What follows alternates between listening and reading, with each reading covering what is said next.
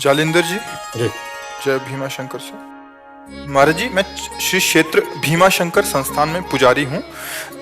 महाराज जी, हम जब पूजा अर्चना सेवा करते हैं तब कुछ महिला भक्त मंदिर में बहुत कम वस्त्र परिधान करके आते हैं। उससे अंग प्रदर्शित होते हैं, अन्य भक्तों को ना चाहते हुए भी देखना पड़ता है। हम जब उनसे कहते हैं तो कहते हैं कि हमारी मर्जी, तुम्हें क्या अधिकार, और लड़ने लग जाती है। महाराज जी, कृपया मार्गदर्शन करें कि ऐसे मंदिर आदि में या कोई मंदिर या कहीं भी देखो, आज जो है मन और इंद्री की गुलामी को स्वतंत्रता माना गया है।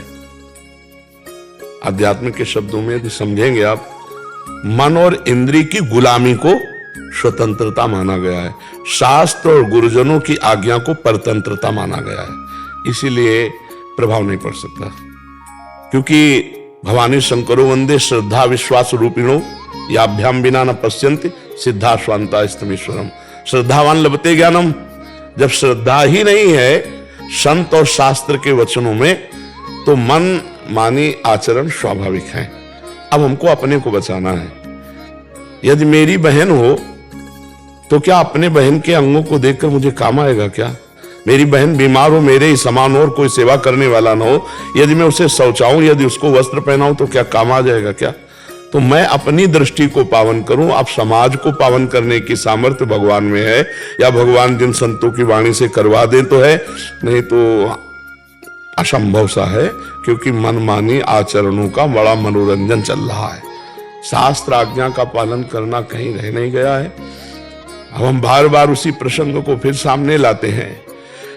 एक बच्चा कई बच्चियों से बॉयफ्रेंड गर्लफ्रेंड का संबंध रखते हैं, बच्चियां, और ब्रेकअप करते हैं। फिर अगले, इसे क्या कहते हैं हमारी शास्त्रीय भाषा में? व्यभिचार। और व्यभिचारी पुरुष और व्यभिचारी स्त्री को किस भाव से देखा जाता है शास्त्र की दृष्टि में? तो संयम तो खो चुके, पवित्रता खो चुके। अब ये लज्जाहीन, मर्यादाहीन बुद्धि, ये क्या ऐसा हो सदुपयोग अपने शरीर का या अपने जीवन का कर पाएगी? बस वो तो अब उनके विषय में बोलने का मतलब है अपने को गाली खवाना।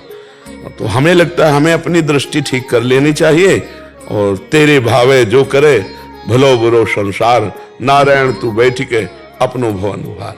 हाँ, तो हमारा शास्त्र और हमारे गुरु जी यही उपदेश करते हैं कि अपने आप को बचा लो। बस यही खास बात है।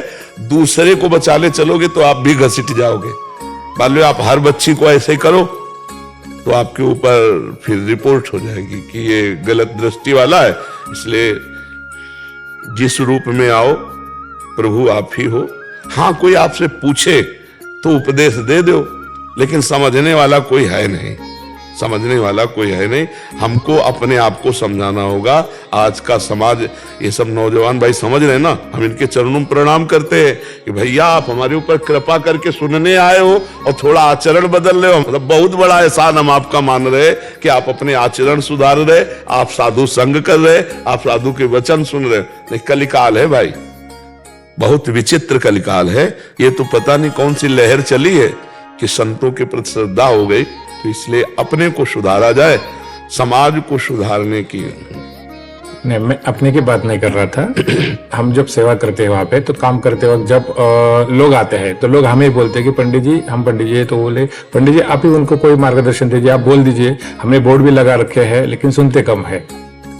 नहीं सुनेंगे, आप कहोगे तो आपके ऊपर वचन और हो सकता है कटुता का व्यवहार हो जाए। नहीं सुनेंगे आप। पहला हमारा उत्तर था, मन और इंद्रियों की गुलामी को स्वतंत्रता समझा जाता है। शास्त्र और संतों की वाणी के अधीन चलना परतंत्रता समझा जाता है। कैसे समझ में आएगी आप बता?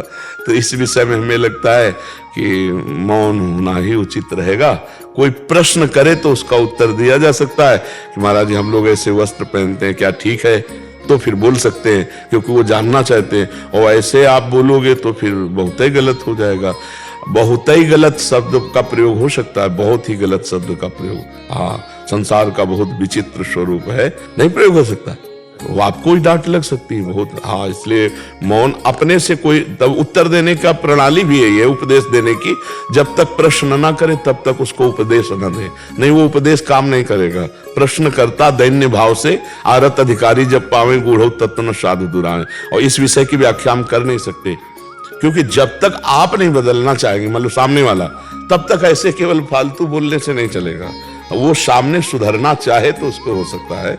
और नए बच्चे हैं, ये इतना ही मान लें कि गलत आचरण न करें और नशा न करें, इतना ही मान लें तो हम इनके चरण छूते हैं, सब बच्चों के।